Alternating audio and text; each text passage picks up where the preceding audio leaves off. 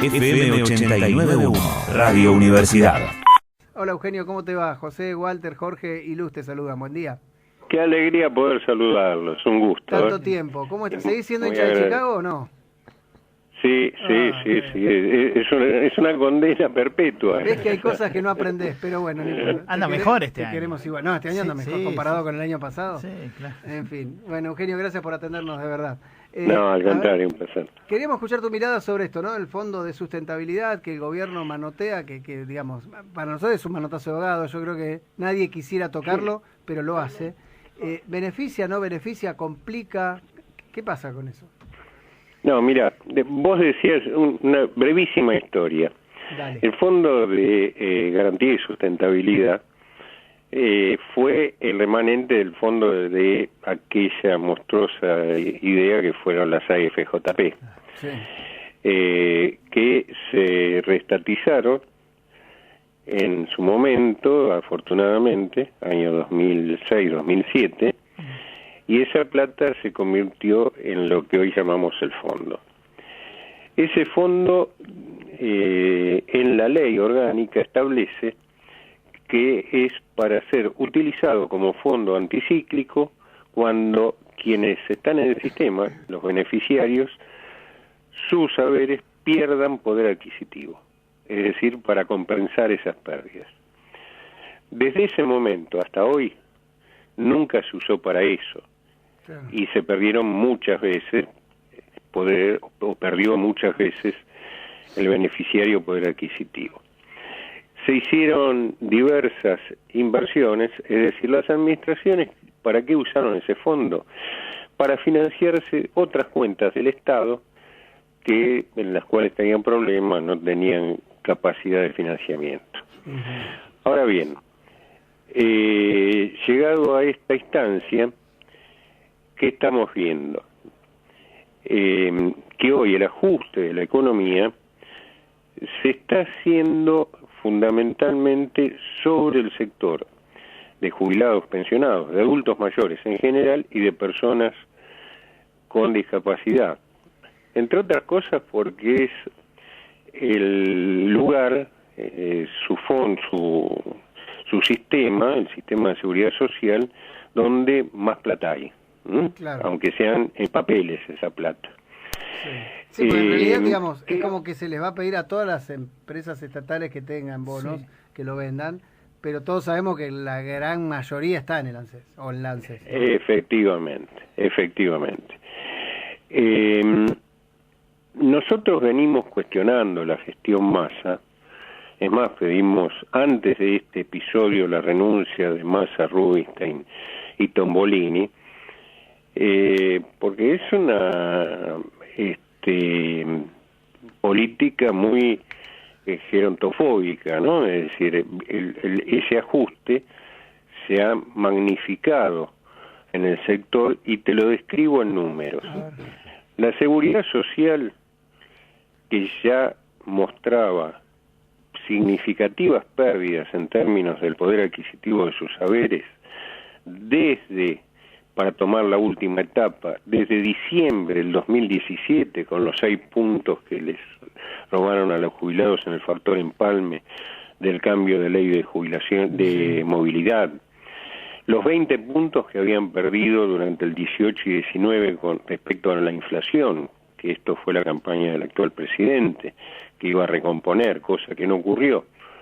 Lo que se perdió durante el 2020, cuando se suspendió la ley de movilidad y se dieron por los reajustes por decreto de necesidad y urgencia, que fueron hacia la baja respecto a la ley suspendida y a la inflación, y en el último periodo, para cerrar el tema, en el año 2022, de diciembre del 2022 a el mes de febrero del 2023, al 28 de febrero, el reajuste de jubilaciones y pensiones, conforme a ley de movilidad, fue el 72.5%, con una inflación en el mismo periodo de un 100%, vamos a ponerle. Sí. Entonces, frente a eso, ¿qué le pedíamos al ministro? Reiteradamente, que se utilizara ese fondo de garantías como garantía para los jubilados y darle por lo menos una suma fija a los jubilados y a las personas con discapacidad para ir paliando la situación, que ya es desesperante. Con 60, 70 mil pesos no cubren un tercio de su canasta de necesidades básicas. No obtuvimos respuestas satisfactorias, lo reiteramos, tampoco se nos dijo por qué no se podía hacer, ¿me explico? No porque lo hemos requerido nosotros y sea importante darnos una respuesta a nosotros, sino para darle una respuesta a los jubilados. Claro. Vos fijate, en el último trimestre, el día de hoy, el reajuste del 1 de marzo fue el 17.04%, y la inflación acumulada del trimestre diciembre, enero y febrero supera el 20%. Es decir, en cortos tramos el deterioro se sigue profundizando. Claro. Frente a esto, no solo no se usa para eso, sino que encima, ante una situación de la macroeconomía que es delicadísima, y todos sabemos que lo es, lo que se hace es usar ese recurso para tratar de equilibrar esos desfasajes macroeconómicos en los mercados, del dólar financiero, paralelo, etcétera, etcétera. Y en realidad se convierte en un gran negocio para los banqueros, porque ayer yo los veía, viste que en general uno conoce la cara a veces de los políticos, sindicalistas, sí, pero de los banqueros no conocemos la cara. Y yo ayer lo veía a la noche, que fue el único momento que vi televisión, que los entrevistaban colegas de ustedes y salían todos muy felices de la reunión que habían tenido con el ministro. Claro, si se estaban llevando, para que nos entiendan los oyentes, la plancha del bono de $100 que están en el fondo, se lo llevan hoy por $25. Claro. Y pagados en pesos, que son los que quedan dentro del sistema. Ahora bien, ¿qué se nos va a decir? Que a futuro se va a recuperar, porque son bonos al 2030, que el sistema va a ganar en el 2030. Yo voy a ser uno de los que posiblemente no esté entre los vivos, etariamente, los jubilados menos, sí, mis coetáneos, porque inclusive la prioridad de aquel que tiene necesidades básicas insatisfechas no puede superar a estas explicaciones macroeconómicas, me explico, porque aparte es guita de ellos, porque la pusieron por adelantado siendo trabajadores y la siguen poniendo los actuales trabajadores. Claro. Sería inclusive ahora, hubiera sido... Te pregunto. Te cierro, sí. Sí, perdona, dale, cerrar. Sí, no, digo, hubiera sido más razonable, sensato, que en lugar de ir a Washington como va todos los días Rubinstein en masa, o reunirse con los banqueros antes de que salga el decreto, ahí hay algo de información privilegiada en este sentido, sí, por el decreto lo conocemos hoy, haberse reunido con los que son propietarios de eso, con los trabajadores activos y los jubilados, a debatirlo, a ver si están de acuerdo. Sí, ahora es como que hay, digamos, coincidimos en que esa guita se tendría que haber usado antes para satisfacer necesidades siempre mucho más graves, eso estamos de acuerdo. Ahora, en cuanto a la inversión en sí, al tipo le están dando, a que le dan el bono, como vos decís, se lo dan a 25 centavos, y además le están garantizando que si hay inflación, te lo equiparan. Al ANSES le están diciendo, si hay inflación, claro, te lo equiparo. Y además de equiparártelo, te estoy dando un 8% más, ¿sí? Digo, ¿no es un negocio para el ANSES eso? ¿No es un buen negocio? Es inverificable hacia el futuro. Es inverificable hacia el futuro. En un país estable sería distinto. En un país estable, obviamente, no estaríamos hablando de esto. Claro. No, es más, no estaríamos dudando si los pesos de ese país o los dólares sería una cosa mejor que la otra. Sí, yo pregunto, ¿no? Porque también siempre hablábamos, ¿no?, de esta necesidad imperiosa que tenemos los argentinos de pensar todo en dólares. Brasil también debe necesitar dólares para insumos, y sin embargo no tienen todos estos despelotes que tienen con el dólar, que se va, que el aumento, que el paralelo, que el blue, que demás. Digo, ¿no hay una manera de atarnos de otra forma? Y pero mira, Brasil tuvo 4 meses de deflación. Claro, por eso. Pero entonces el problema no es ni... Me parece que hay un problema social que tenemos, ¿no? Metido en la cabeza. El tema del monetario, ¿no? Lo que habla Cristina actualmente, ¿no? Que objetivamente es así. Yo soy viejo y mi generación se crió, se formó y vivió con esa moneda de resguardo. Sí, sí, claro. Es decir, mis padres inmigrantes, la moneda de resguardo eran los ladrillos. Sí. Por eso lo primero que se hacía era la casa.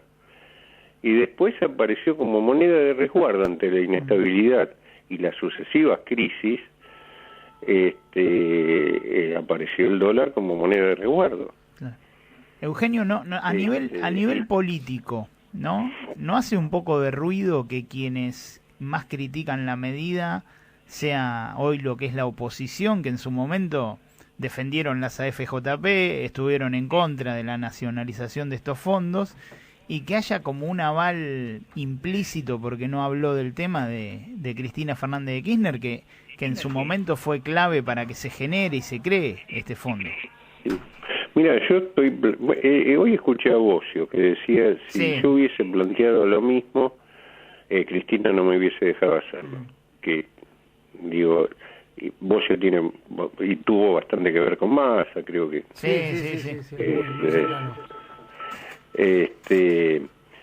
Y Massa con Vudú también, cuando se creó el fondo, tenían mucho que ver, ¿no? Sí. Yo creo que sería muy importante que todos los silentes se expresen al respecto. Y no digo a favor o en contra, o viendo más que nada, saliendo del debate pequeño de si está bien, si está mal, porque cuando muchos no hablan es porque muchos tienen la cola sucia, ¿viste? Claro. Sobre todo en un momento que la locuacidad preelectoral es lo que sobra. Sí, claro. Pero en general hoy el sistema político está hablando de sus problemas, no del problema. Acá hay un problema que vos diste la palabra recién al pasar y creo que es el decisivo. Se está hablando por el problema económico, un problema político. Acá tenemos una crisis social de una dimensión inusitada en la historia. Sí. Y si no la tomamos desde ahí, vamos a estar complicados porque pretendemos arreglar con sectores o desfinanciando a sectores que son los más débiles, los más frágiles en esa crisis, en pos de intereses superiores. Es decir, siempre en pos de intereses superiores que después no sabemos cuáles son y que terminan siempre beneficiando a los mismos sectores, ¿no? Es decir, ¿por qué a veces no se habla que las rentas debieran financiar el sistema de seguridad social como ocurre en el mundo? Es decir, porque muchos se quedarían sin campaña electoral. Claro. Porque son los mismos intereses los que financian las campañas. Sí, claro. Pero ¿por qué no hablamos de por qué? Sí, perdona. No, digo que no es solo la política, porque digo, esto que decíamos de una cuestión social. Porque los empresarios también tienen gran parte de la responsabilidad. Yo escuchaba hace un ratito lo de Marcos Galperín, desde Uruguay, donde se fue para no pagar impuestos, diciendo, ¿cómo extraño las AFJP? Donde yo miraba mi resumen y sabía cuánta guita tenía. Digo, es algo realmente muy gracioso. Que todos miren para otro lado y la culpa siempre del otro. Pero claro que sí. Pero aparte sí... mi vieja decía hace muchos años que murió, pero decía, los ricos siempre caen parados, ¿viste? Sí, claro. El problema es que acá encima opinan, ¿viste? Sí. Pero yo creo que obviamente, pero vos fijate, por eso digo, me pareció muy significativo el tema de la reunión con quienes van a recibir el beneficio en lugar de los que están sufriendo las consecuencias, ¿no? Me pareció muy lamentable, pero me parece que a su vez es una muestra de que acá no hay decisión de romper algunos huevos para hacer la tortilla, ¿viste? Es decir, se sigue verseando, pero al momento del pongue, los que reciben son siempre los mismos, ¿no? Un abrazo, como siempre, un placer escucharte, Eugenio. Che, una alegría, ¿eh? Y deseen lo mejor para Chicago, porque algún día vamos a llegar. No sé, yo digo, nosotros vamos primero, Almirante está tranquilo, los mira desde arriba, qué sé yo, ¿qué va a hacer? Sí, mira encima con quién estoy hablando. Te das cuenta. Te mando un abrazo grande y gracias como siempre. Lo mejor, querido, Chau, gracias. chau. Desde la Universidad Nacional de La Matanza, Radio Universidad FM 89.1. Siempre cerca.